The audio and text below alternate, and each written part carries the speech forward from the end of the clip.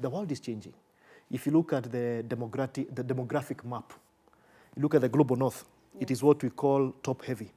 So the aging population is much more than the youthful population, because back here in the global south, it's bottom-heavy, right? Yeah. So you also have that demographic reality, where if you look at the world of the future, majority of the people will come from the global south, and Africa is a critical part of the global south. Yeah. Welcome to Gender Equality and Human Rights Podcast. I am Rachel Mwikali, the Executive Director, Coalition for Grassroots Human Rights Defenders, Kenya, and I sit in the Youth Advisory Board for the Royal Danish Embassy in Nairobi and the Global Board for the Minister of Development Cooperation in Denmark. Today is exciting. I'm joined by Joseph Kimani, who will introduce himself and his title. The exciting point about this podcast is about the Youth Sounding Board for the Royal Danish Embassy and how we operate and how we work. Welcome, Kimani. Thank you very much for hosting me today. It's a pleasure to do this with you. Thank you. Yes. Could you please introduce yourself, say what you do? So, as you've already mentioned, my name is Joseph Kimani. I have the privilege of serving as the Program Manager for Democratic Governance at the Royal Danish Embassy in Nairobi. And I also have the added responsibility of coordinating the activities of our Youth Sounding Board, where you're also a member. Yes. Yes. And I'm so excited to do this podcast with you. Good. Could you please tell us how did you come up with the Youth Sounding Board, from both the global one to the local within the embassy in Africa? So the Youth Sounding Board was an initiative of the then Development Cooperation Minister for Denmark.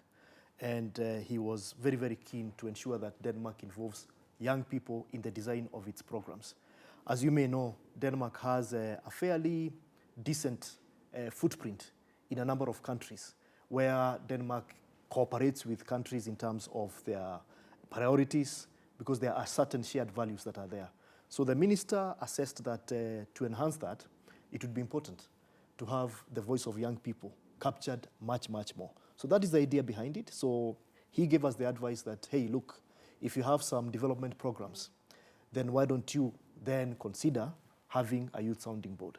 So that's why we have one that is based here in Kenya, and then there's one which you sit in, where now your job is then to advise the minister. So that's the genesis of it all. But even as he did so, it was not something that was unexpected. We had been involving young people in our work. It was just good to have this now as a format that we could then use to engage young people. And so far, so good. We are glad that the minister made that decision. Yeah. So I know also, like, being part of the board, one of the exciting things I see within the board is the expertise of young people. Yeah. Why choose, most of the boards, people would be like, want to go to only educated youth or not the ones in the mashinani. Why did the embassy decide to be intentional and bringing the face of Kenya in the boards? Actually, the last point you've made there, face of Kenya. Because Denmark works across the programs, Denmark's programs are across the country. So, of course, whatever we put together has to mirror that reality. The second thing is that our work here in Kenya is human rights based. Now, when you talk about human rights, you talk about inclusion. You cannot talk about inclusion if you only limit yourself to populations that are based in the urban areas. You have to then say, look, who is there? And therefore embrace all those people that are there. Then the third point is that when you put diverse people together, then you avail different experiences. And that's precisely what you're looking for. When you're designing our programs, when you are seeking advice, if you seek advice only from a certain group of people, then you limit yourself. So for us, the logic is clear. Talk to as many people as possible so that you can be able to benefit from that particular perspective. And maybe something else I can add, the diversity is not just geographical. It's also age-wise, where we have done our best to bring in young people that cut across, the ages from 35 and below, so that also within those demographics, we are able then to capture different perspectives. Yeah. Kim, you're one person. I call you Kim, I call you a mentor, I call you a teacher, a comrade, a friend. Why are you passionate about youth? And first of all, I also call you the same. So it's really one of my best friends, and it's a friendship that has grown from this work Yeah, that yeah. we have been doing. Yeah. I remember I was introduced to you when we were looking then for youth sounding board members. We had not interacted before then. Yes, no, yeah. You say, Yeah. so this friendship has grown over those years. Actually, it's based on my own background. It's based on my own background. I trace my professional journey to youth activism, which I started when I was in high school and went on university and beyond that. So I've walked the journey of youth activism for many, many years. I'm obviously not young anymore. I don't, at least constitutionally I'm not. Youth at heart. But youth at heart. So that one from my own background, it's something that I'm able to fully identify with the struggles that youth go through when they want to assert themselves in social spaces, in political spaces, in economic spaces. So I fully identify with that. And I am then fortunate that I work for an embassy that also shares the same focus and the same values. So at a personal level, I also am very clear in my mind that we cannot develop any place. We cannot develop Kenya, we cannot develop Africa, we cannot develop the world if we do not have young people at the center of that. I always say this, that it is the young people that must be most concerned about what is happening today. Yeah. Because you are here today, Yeah. and you are the ones that we expect to outlive the rest of us. So for me, it's really common sense. You must have the young people if you are to secure both the present and the future. So that is my general motivation. Yeah. And then if I look, and also the other face of Kim as a Pan-Africanist. Pan-Africanists who believe in the African liberation. Pan-Africanists who believe also in gender equality, in resourcing grassroots movement. Yes. Why that? So Pan-Africanism is something that is in my heart, is in my DNA. Africa, unfortunately, over the years, has been seen as the sick person of the world in terms of poverty levels and even in terms of where it is placed. And that is an unfair situation, especially considering that Africa is home to a lot of resources. Yeah. Now, when you talk about those resources, we are talking about human resources. I mean, we have a huge educated public in Africa. Yeah. That's the first one. We also have the natural resources that are there, and just the raw ambition that's there in Africa. So we have all the ingredients that we need to be able to have the dignity, Africa's dignity lifted to where it is supposed to be. So for me, what frustrates me is this power imbalance, which has to be then challenged. But it can only be challenged through, first of all, acknowledging that there is a problem here, right? And then, because if you are to solve anything, you always start by identifying the problem. And the problem here is the traditional marginalization of Africa. Yeah. Then you ask yourself, what action then can you take? The first conversion must of necessity be at personal level. So that's why for me, as an individual, whatever I'm doing, working for the embassy or not working for the embassy, there is one identity that I shall always wear, and that is as a Pan-Africanist. So where I am working is really immaterial. It's really a very personal thing. Then the third thing is you can't achieve change alone. Is that you have to associate with people like you because you also are a Pan-Africanist yourself. That is the case. It's so clear, perhaps even much more than I am these days. And then form a coalition of people that you can be able to take some action. The fourth thing is acknowledge that you can't possibly do everything. Yeah. So you also have to be kind to yourself, Yeah. where you are realistic in terms of what is achievable, and accept that you'll get from point A to point B. Other people will move us to point C, so long as we are making positive progress, right? As long as we are making positive progress. And the final thing is that the world is changing. Yes. The world is changing. If you look at the demographic map, you look at the global north, it is what we call top-heavy. So the aging population is much more than the youthful population, because back here in the global south, it's bottom-heavy, right? Yeah. So you also have that demographic reality, where if you look at the world of the future, majority of the people will come from the global south, and Africa is a critical part of the global south. Yeah. So indeed, for us to be able to prepare for that leadership, because numbers are always very, very important, Exactly. right? So it is, I would even go further to dare say that it is irresponsible not to be a Pan-Africanist. That's how I would put it. And like the other people say, we are the global majority, not even the global south, the global majority. Yes.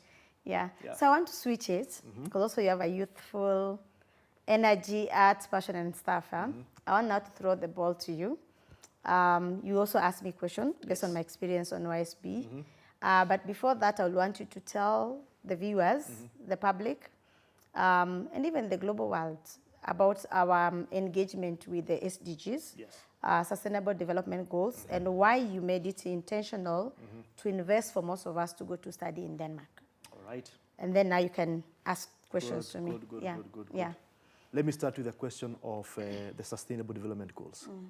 They're supposed to expire in 2030. Yes. And they are critical. And if you look at what was before the SDGs, we had the Millennium Development Goals, the MDGs. Yeah. The challenge with the MDGs is that they were focused only on the global south. Yes. The philosophy behind the MDGs was that all the problems were in the global south, which of course is not the case.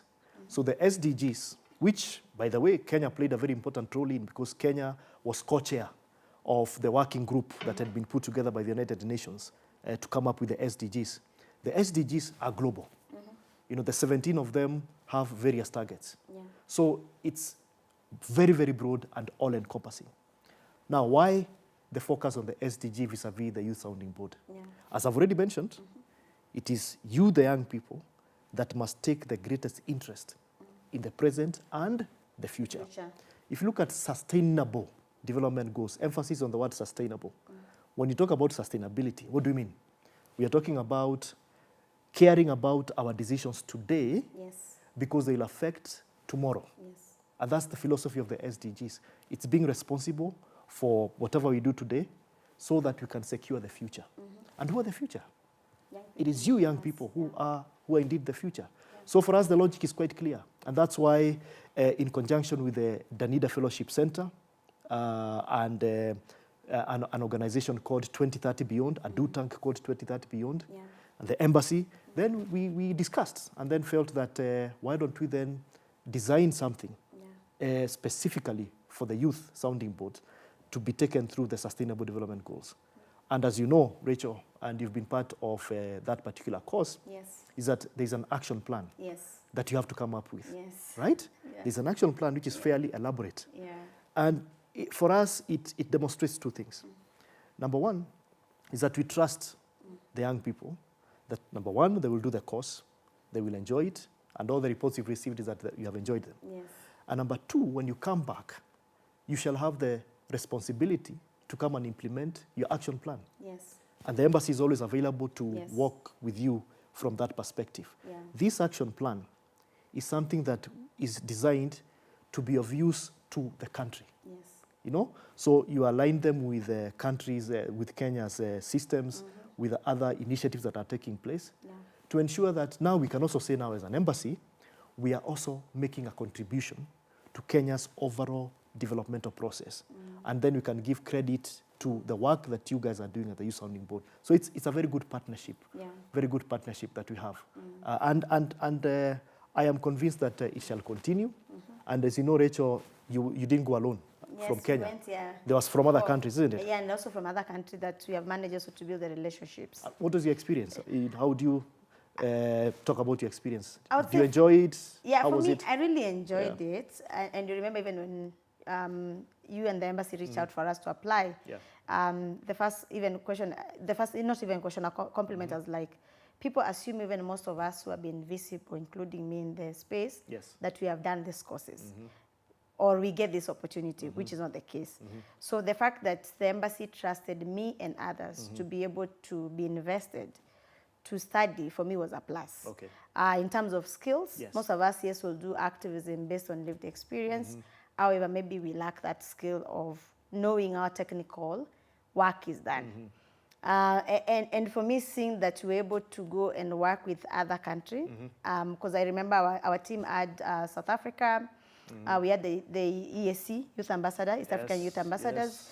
We had South African team. We had Mali. And then which other country? I think like You had a number of countries. and yeah, I like we're like remember 5 countries. I joined you, didn't I? Yeah, we had I like 5 joined you. countries. Yes, exactly. And the fact that I think we were the first lot of the YSB Yes. to join, because you had a team of the other SDGs ambassador.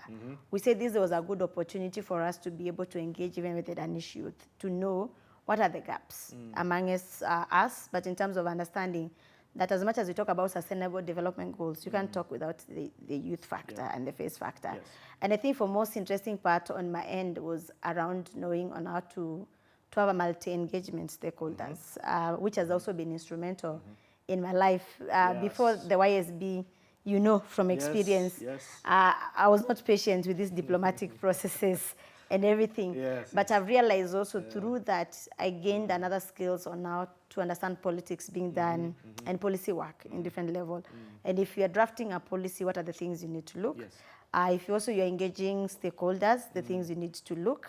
If also the way you're saying, knowing the priority strategy of a country, but also my role that one, even if I'm not a Danish citizen, but the fact I'm in the YSB and engaging with different people in the embassy is seeing what expertise I'm bringing on board to support all these 2 countries and the continent, because beyond being in the Kenyan, I'm also in the global one, bringing the voice of the global majority to even the global board. And what also for me was striking was your support system. And also Ole at that time, and now also the current Ambassador Stefan, that you trusted most of us, that we can deliver this task. Yes. And trusting us to the level that also we engage with other Danish politicians. And knowing, even my engagement with Danish industry was a good experience. And didn't you meet, when you talk about politicians, Yeah. you met the Prime Minister? Yeah, I met the Prime Minister. Right. I met even the Minister himself. Yes. It was a good, because I'm like here in Kenya, getting even a CS to meet is a trouble. Yes. But the fact that there, it was easy, accessible, them listening, asking questions, challenging, and learning, for me, it was really fruitful. And I think the reason why I'm so into also the solidarity with Palestine is because we had a team from Palestine. Yes, I remember. I remember. There were 2 representatives from Palestine. There were like four. There were 4, yeah? There were 4. Yes. And getting to see, for me, in terms of solidarity, human dignity, and human rights, when their country used to be bombed, we used to say, we request the teachers, please, let's stop a bit, we stand with them. And that's when we were able to get into their shoes and understand the things they were going through, which, if you have not been in a country where there is war or genocide, which also I stand in solidarity with them, you can't understand. But being with them in the same class, hearing their struggle, but seeing also their resilience in pushing was a very good one. Danish weather that time was really a good weather. Going to Flakenmood was a good experience. Yes, that's the people's meeting. Yes, people's meeting, PDF, The night party, we are youth with like in arena. It was amazing. And also co-creation of events. So for me, it was a good experience. That's good. It's something I love to do, encourage more people to go. It's a good exchange and also eye-opening. And I guess for the people's meeting that you've spoken about, you know that it's the one that inspired Kenya's People Dialogue Festival. Yes. Yeah. And that's also another reason why, in the design of the course, then you also expected to go to Bornholm and interact. Yeah. And then when you come back, then you're supposed to transfer part of the knowledge and skills and experiences from that festival to Kenya's People Dialogue Festival. Yes. And I know you guys have done a good job at the did PDF, that. isn't it? Yeah, we did that. And I think we're the first youth sounding board in Kenya, at the Denmark one, to have a side event at the PDF here in Kenya. Yes. The People's Dialogue Festival, hosted by CMD and the embassy and other partners. And this also was very instrumental, because now after joining the YSB for Denmark is when I got also the opportunity to joining the Netherlands one to support also the team, and then also advising the UN one on also how to involve. And you could see even when we were doing our YSB tent at the PDF, the other board had to come to our tent. Yes. We had to invite them, and also which comes to the power of collaborative partnership. At the same time, also youth power, innovation. And it's something that I can say of my reflection is that also being a Pan-African, a feminist, and an activist, Africa, we are not scarce of resource. we are not scarce of human resource. We are not scarce of ideas. We are not scarce of potential. Absolutely. Because if you can see Kim, the way we have advised even the embassy, Yeah. even from the level of having even Minister of Development Cooperation coming to Mathare during floods and the ambassador and the team, to them taking our issues to the level that maybe I can't reach, it means we are full of ideas. Oh, yeah. It means we are full of potential. However, our governance system is what is letting us down. The corruption is what is letting us down. The lack of intersectionality. We're also, like I would say, not seeing the value in us as youth is what is letting us down. However, we are not giving up. And that's why we are seeing the power of being in the boards of the embassy instrumental, because there are levels, let's say, Balozi Stefan can go, I can't go. Yes. We have seen also in terms of what we have, even with femicide cases, on how the embassy has been instrumental linking us with the UN, other stakeholders, ensuring that we are able to stop killing of women or any form of human rights violation. Yeah. And we are glad to be associated with you, you know, as Mwikali and your colleagues at the Youth Sounding Board. And you know, one of the things that we are proud of, even in supporting the People Dialogue Festival, is the work that you do. And you know, when you started it off, now every year since that time, there's always some activities, you know, that the Youth Sounding Board does there. I remember for this year, we had a delegation from Denmark, right? So they came in and also joined in. And those are also other new members that also came in. So that's also a good thing that also makes us convinced that it is something that we can continue doing. You know, and we are determined to keep on improving the Youth Sounding Board based on the advice that you give us. For information, by the way, now there is also the European Union Youth Sounding Board that equally has also been learning from the Danish Youth Sounding Board. And that's what we want to see. You know, we want to see that kind of interaction, not just amongst youth sounding boards, but also with other young people. You know, and we rely on you to come to us and say, could you consider perhaps setting up this meeting, this engagement with this group of young people? And you have done that in the past. I know we have had some interactions with that. It's something that we can deepen. Now, to the point that you mentioned about the challenges that are there in the country, and that's perfectly understandable, and you're right. There are certain challenges that are widely acknowledged. You know, they're not controversial in the sense that you will not have people saying that there's no corruption. Right? All of us agree that much more can be done to improve the human rights situation in the country. But those things can only be done when people show up, isn't it? When people show up and say, there is this challenge, we must then play our part in addressing that particular challenge. And so that's why we are very proud of the diversity that we have in the Youth Sounding Board.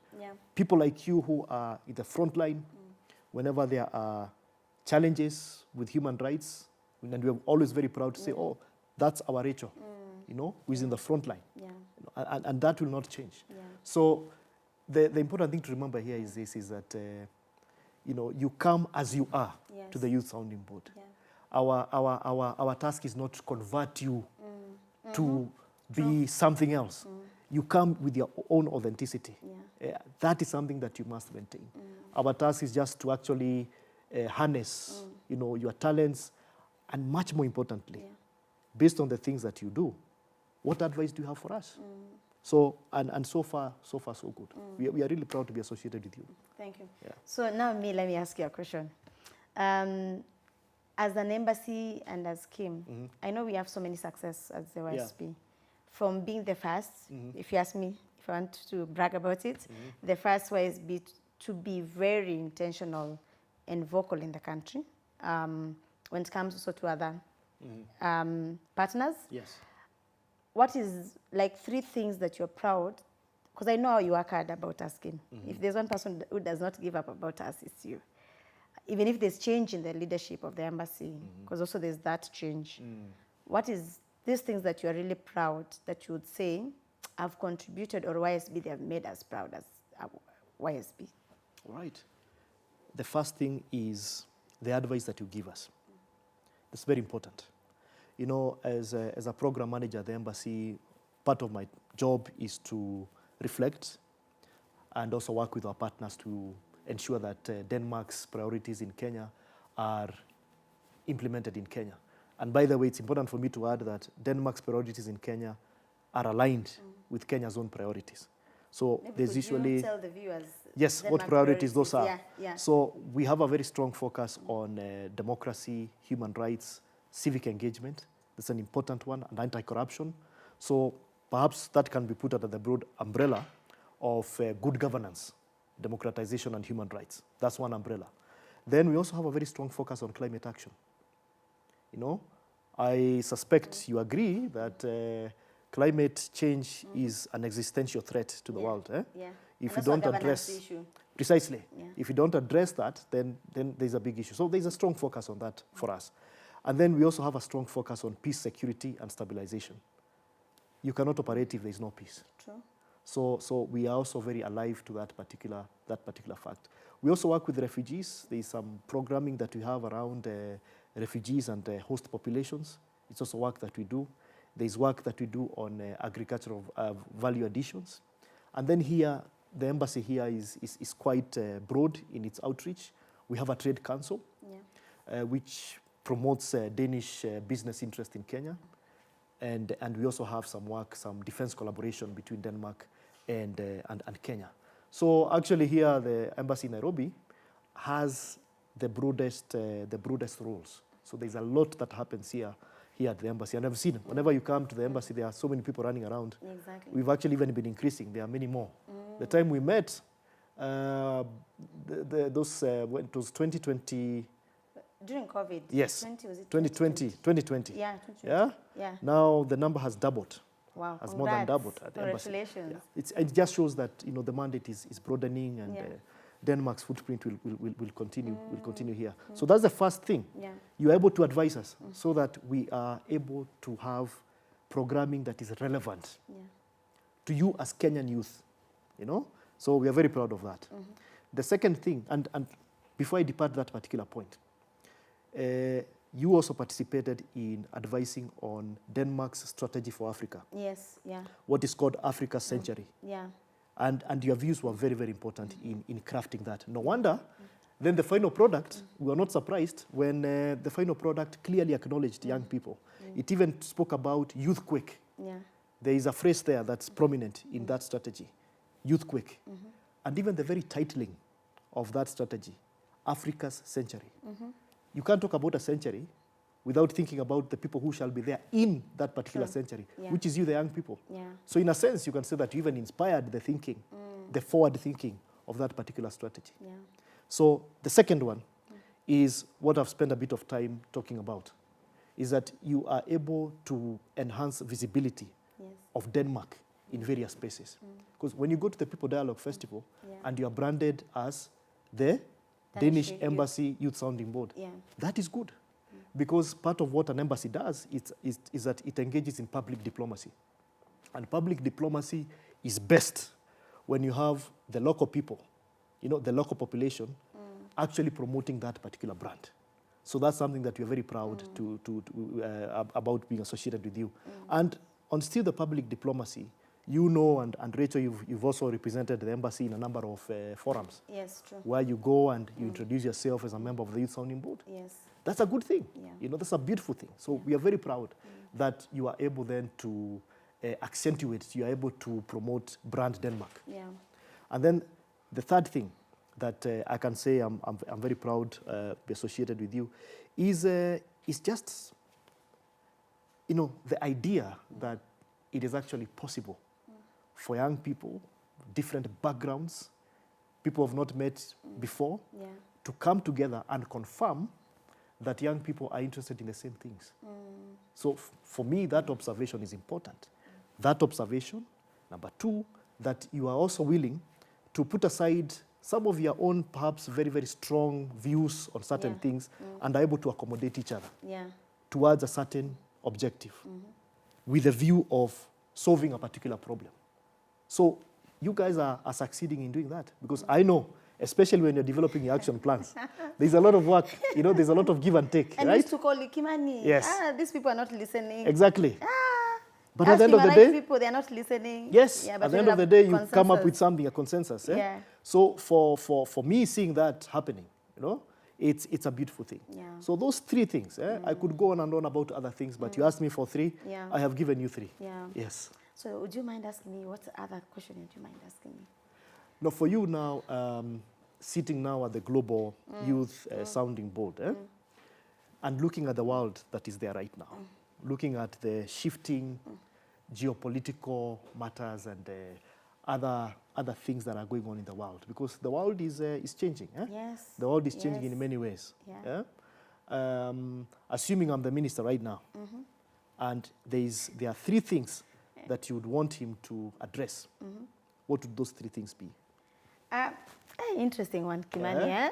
And A tough one. And I'm not usurping the minister's role. No, I'm also like sitting. I've been asking people that question. Yes. I think one is to strengthen the country-to-country solidarity. Okay.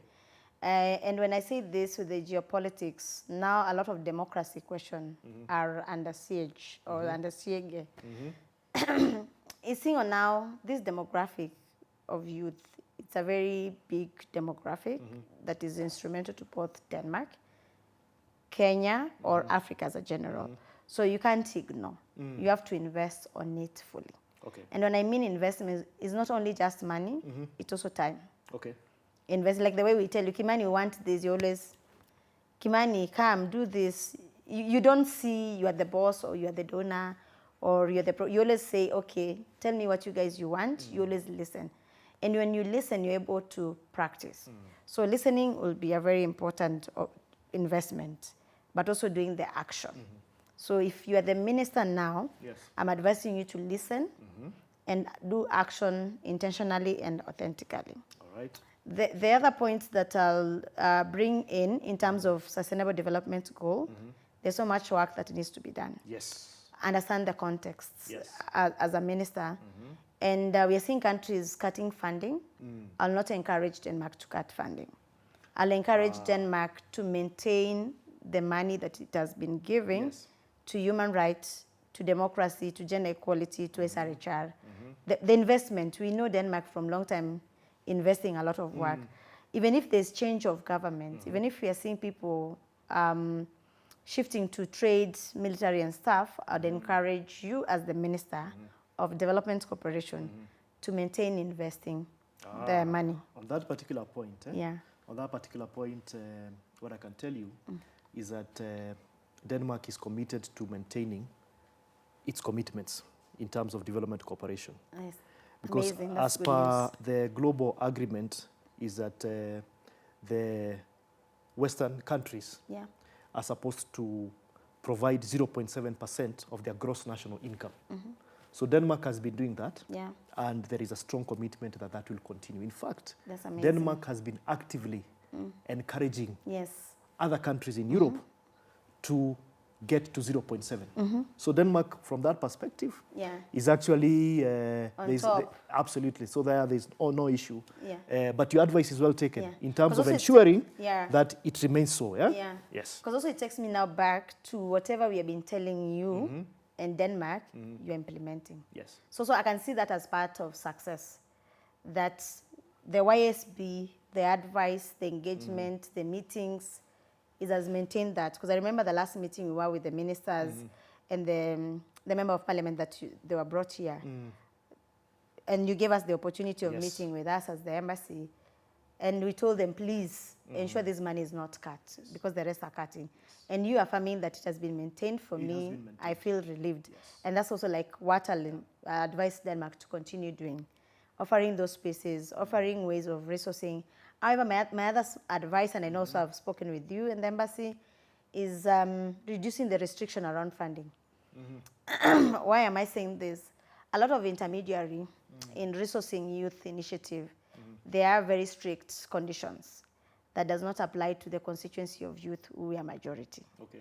So in order for us to be able, in the localization agenda, to be part of equal partner in the space, the restriction needs to be seen on how it can be. I know like it's taxpayers' money, which you need to respect, but see in terms of how do you become flexible Okay. to encourage more youth to apply for the same money, Yes. not to have the same status quo even in the civil society. This is a good question. Yeah. And actually, it's coming at the right time. Yeah. Because for Denmark here in Kenya, we shall soon be embarking on a planning process Yes. for Denmark's next strategy here in Kenya. And there will be that opportunity Yes. then to reflect on all those questions Yeah. in terms of what you've spoken about, Yes. in terms of ensuring that there are more partnerships with young people. If there are barriers that Yes. exist Yeah. for all manner of groups to be able to interact with us Yeah. and potentially get some support, then we eliminate those barriers. So Yeah. it's a very, very, very timely thing Yeah. that you've said. Yeah. And just to assure you that one of the principles of Danish development cooperation is flexibility, Yes. inclusion, Yes. and listening. Yeah. Because there is no way that Danish assistance in Kenya Yeah. is going to be effective. Yeah. It can't be effective if it is not alive to how things are on the ground here in Yes. Kenya. Yes. And how are things on the ground? How will you know? You have to listen to the people. Exactly. Yeah. So I'm very glad that you are confirming that you are willing to be there Yes. to advise us. Yes. So when now we start that process of consultation for the next country program, Yeah. I am sure you shall be there, Yeah. right? Yeah, And and we shall my invite you and other young people. Anytime, my last point should be around even how you make this bilateral or multilateral agreements. Ensure, as a minister, you have the human rights line that as much as we are signing, whether it's on trade and something, as a country, as Kenya, we must respect human rights. Okay. We must respect non-discrimination, equality, and why I'm saying this is also with the rising of human rights abductions, killing, at least we have seen some bit of results in terms of not discriminating people. So these are the things that I'll expect you as the minister Okay. to engage with governments that respect Yes. human rights based on United Nations Human Rights Declaration. Yes. That is true. Yeah.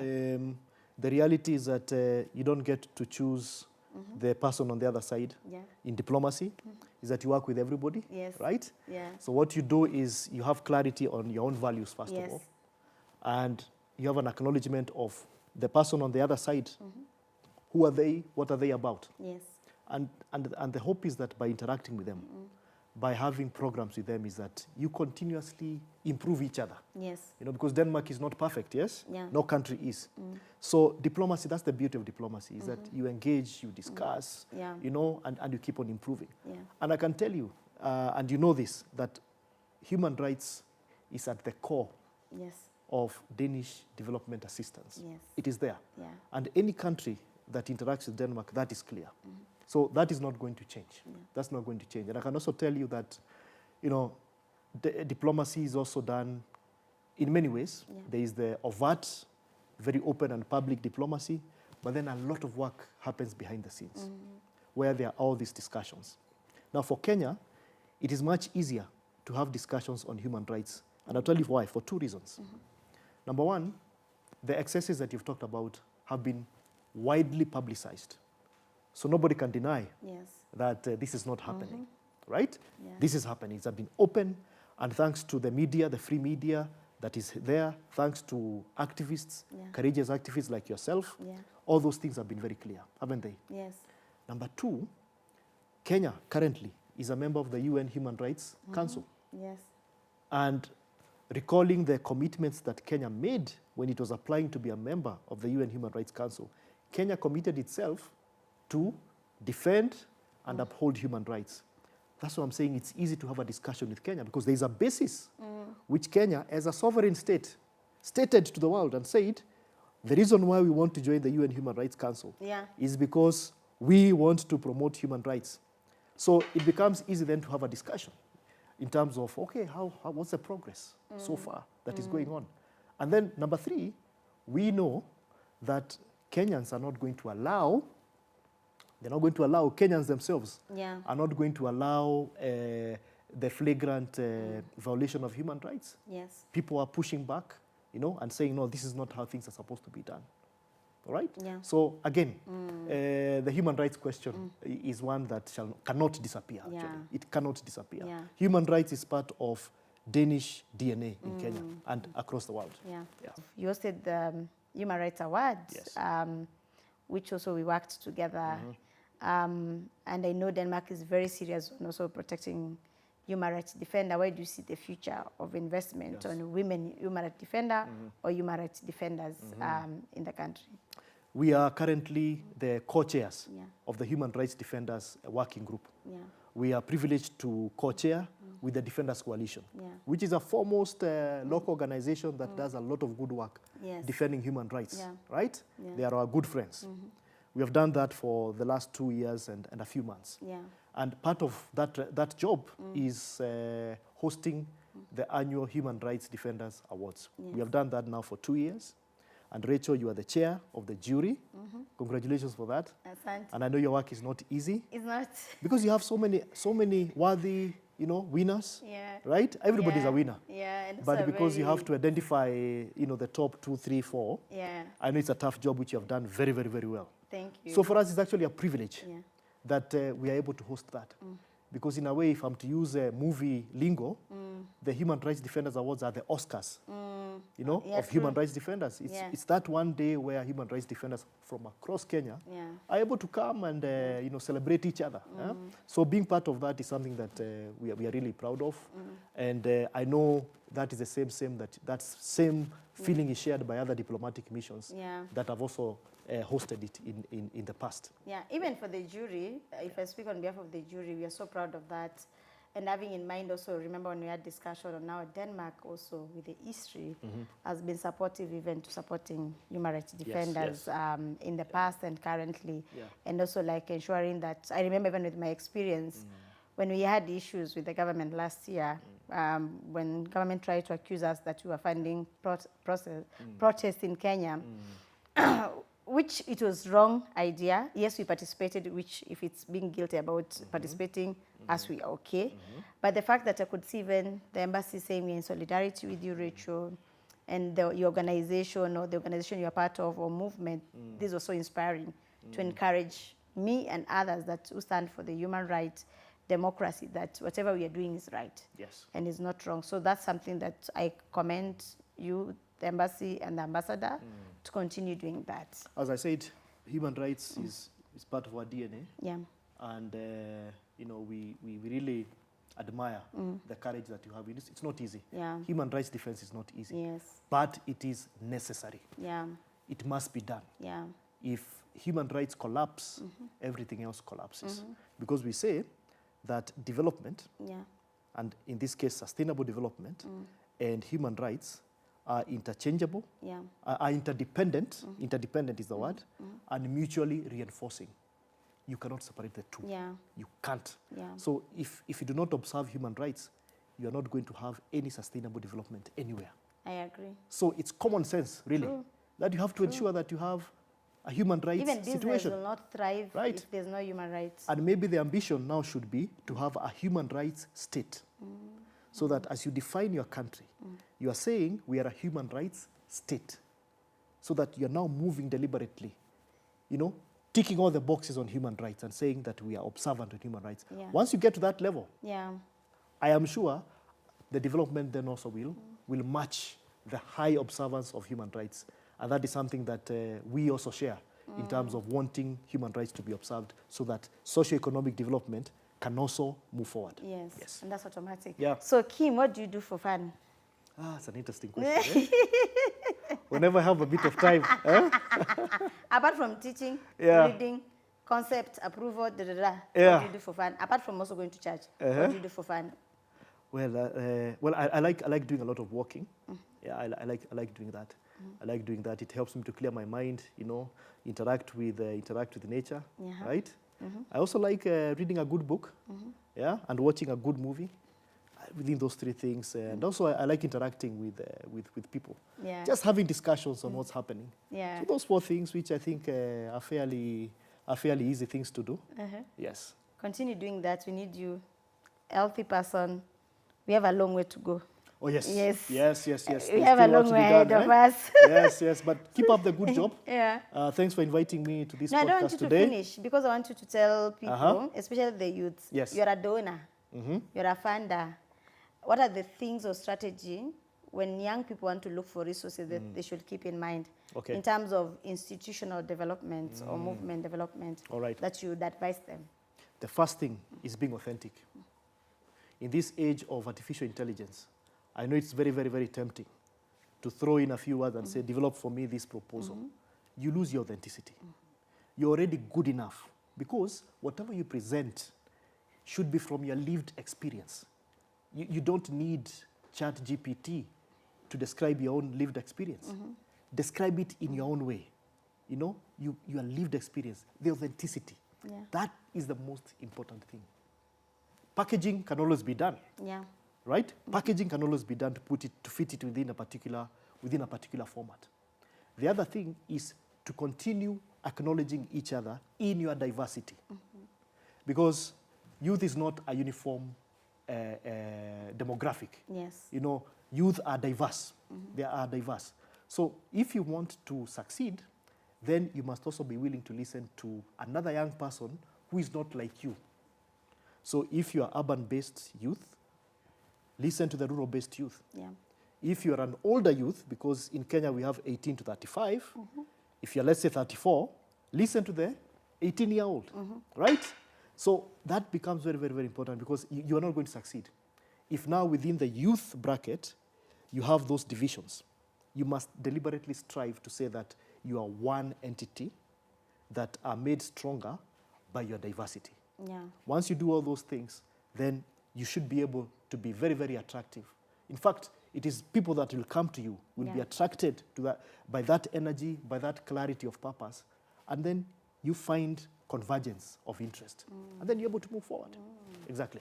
Thank you, Kim. Such Welcome. an honor to always listening to you. Karibu sana. Your Thank you so much. wisdom, your support system. Thank you. Africa, we are proud, or Kenya, we are proud to have you as a friend, as a partner, as a son. Thank you so much. Thank you. And I'm equally proud to be your friend, you know, and a friend is somebody that is very, very important. And Yeah. keep up the good job. You can count on my own personal support and definitely the support of the Embassy of Denmark in Kenya. Thank you so much, Kimani. Thank you.